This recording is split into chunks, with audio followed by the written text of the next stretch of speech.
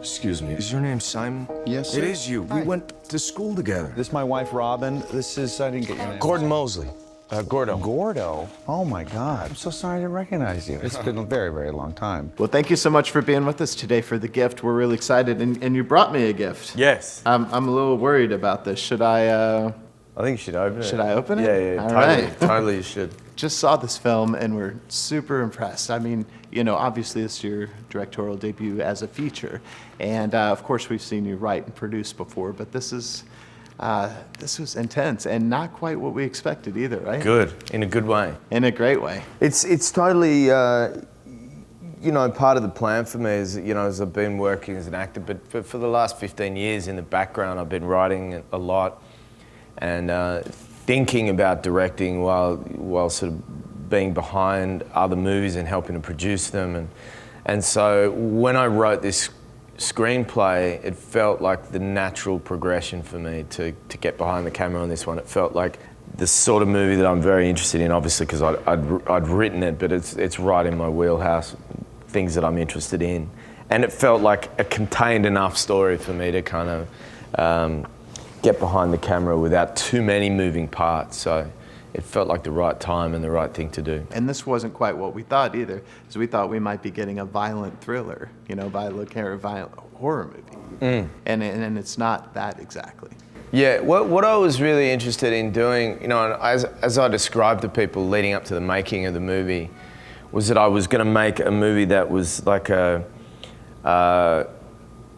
urban, or suburban horror movie without blood, you know, like, you know, a psychological thriller. And I felt like, you know, I don't mind violent movies if the story is the right, is told from the right place, there's the right reason for it. And most of the thrillers I really enjoy are ones that have a social resonance or a social context that has some place or resonant place for me to kind of go into a movie, be entertained, but also take something away from it. So that's what I wanted to do. You know, I like scaring an audience, but I think that sometimes the tension is best when things are mysterious and things are sort of unknown, and the unknown is often the most terrifying thing. Now, one great thing about this film is the marketing campaign too. There's your character Gordo comes off as really creepy, which in the movie there's some moments where you question whether he really is a bad guy or creepy or not. But on social media, he's definitely creepy. He's been trolling me.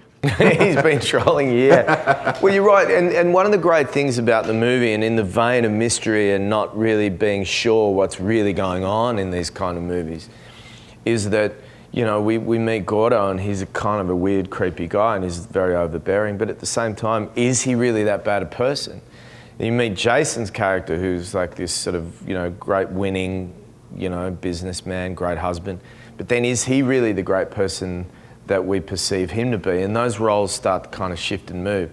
And at the center of it is this, you know, the wonderful Rebecca Hall playing Robyn, who is trying to determine what the true story is the true history is between her husband and this guy, and just who she can trust, and if she can trust her own instincts. But yeah, in the great marketing campaign for this movie has sort of taken that to another level in the social media with Gordo sort of being aware of people's past. And, you know, there's this idea in the movie that, for me, that the encounter between Simon and Gordo is not you know, a long time stalking kind of attempt to find this bully. It's more of a chance encounter that actually has the opportunity for the two men to resolve in a good, positive, you know, way their history.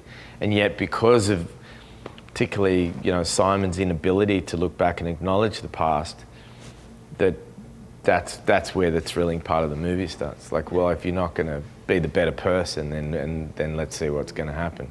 Absolutely. Well, thank you, and thank you for this gift. Let's see what we got here. Oh man, should I be worried? Oh, welcome to Mississippi. It's like coming home. I was actually born in Mississippi, so someone did Gordo did some research. You think you're done with the past, but the past is not done with you.